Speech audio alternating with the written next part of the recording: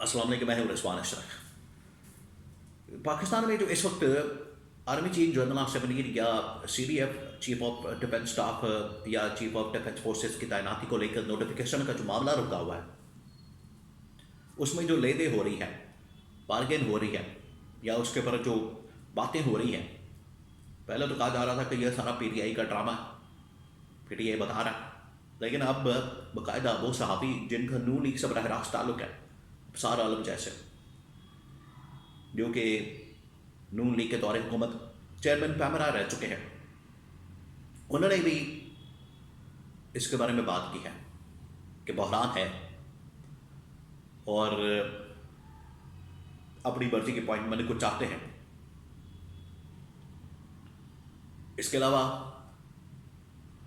आपको पता है कि ये जो तैनाती अहमियत इख्तियार कर गई है, ख़ास तौर पर जब नोटिफिकेशन नहीं हुआ 28 और 29 नवंबर को। तो अब गवर्नमेंट के पास ऑप्शन क्या है, नून लीग के पास और एस्टैब्लिशमेंट के पास ऑप्शन क्या है, और मसला कहां फंसा हुआ है, ऑप्शन क्या है, बार्गेन किस बात के ऊपर हो रही है, यह सबसे बड़ा सवाल। मेरे पास 2-3 इस वाले से ब्रेकिंग न्यूज़ है, वो आपके साथ में शेयर करता हूँ ताकि आपको पूरा अंदाज़ा हो सके कि पीछे चल क्या रहा। पहले मैं नून लीग की आपको मुतालबात, नून लीग के डू मोर के मुतालबात, नवाज शरीफ के डू मोर का मुतालबात बताता हूँ। वो चाहते क्या, नवाज शरीफ, मरियम नवाज और एस्टैब्लिशमेंट, क्या कोई मेरे अजीज़ हमवतनों हो सकता है, माशाल्लाह लग सकता है, या नोटिफिकेशन हो जाएगा, चीज़ें स्मूथ हो जाएंगी, लेकिन किसी को तो इस बहरान की या नालायकी या नाअहली या जाल या साजिश की कीमत चुकानी पड़ेगी।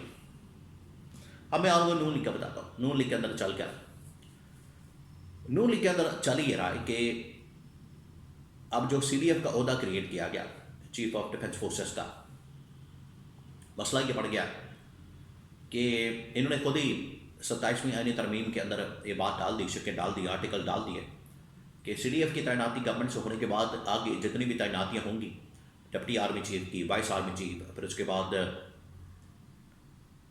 जो आपकी नेशनल स्ट्रेटेजिक कमांड है जिसके पास एटम बम होता है, उसकी तैनाती, और उसके बाद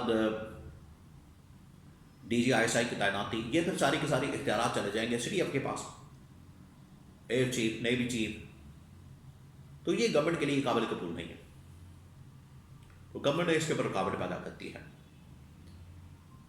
ये बहुत बड़ी खबर है आपको, और इसको रिपोर्ट किया है सारा आलम ने भी, उन्होंने भी इसके ऊपर बात की कि ये मसला बना हुआ, जिसकी वजह से ये एक बहरान आ गया है, एक क्लैश आ गया है, एक क्राइसिस आ गया है, और इनके दरमियान बोन ऑफ कंटेंशन बन गई है, नंबर 1। नंबर 2, ये भी मसला बना हुआ है जो दूसरा है कि एक तो CDF को, इनका प्लान अब सामने आ गया कि CDF को बिल्कुल एक सेरेमोनियल किस्म का ओहदा बना दिया जाए, उनके पास ना ताकत हो, ना पावर हो, ना इख्तियारात हो।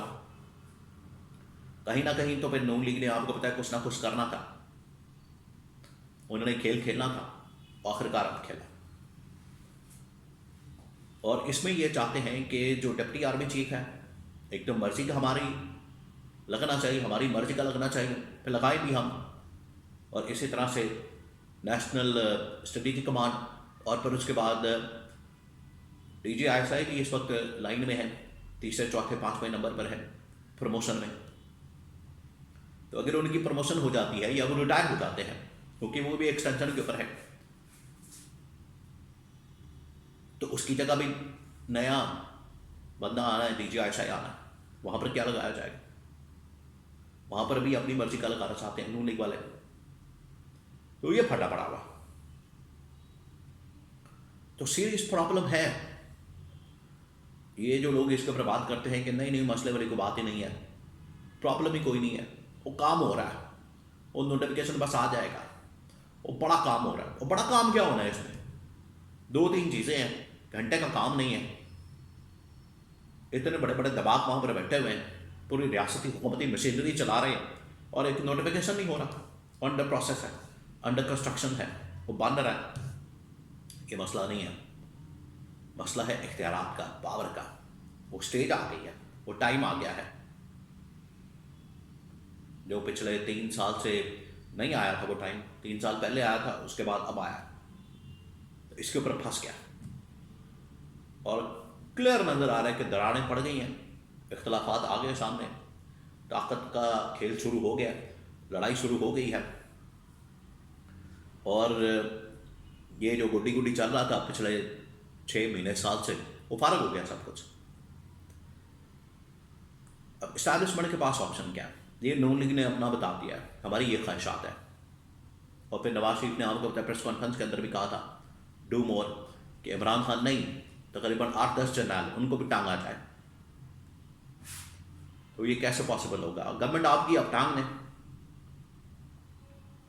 आपके अंदर अगर हिम्मत है तो।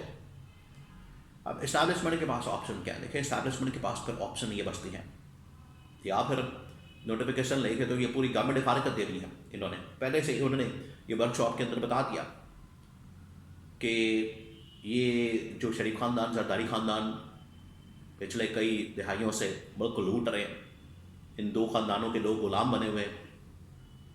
और ये जो कहते हैं कि हमने सिंध नहीं देना, इनकी ऐसी की तैसी, हम सूबे भी बनाएंगे, एनएफसी के अंदर भी तब्दीली करेंगे, तरमीम करेंगे, और गवर्नमेंट भी बदलेंगे, निज़ाम भी अपने मर्जी का बनाएंगे, बल्दियाती निज़ाम, सूबे बनाना, ये तमाम चीज़ें ये हम अपनी मर्जी से करेंगे।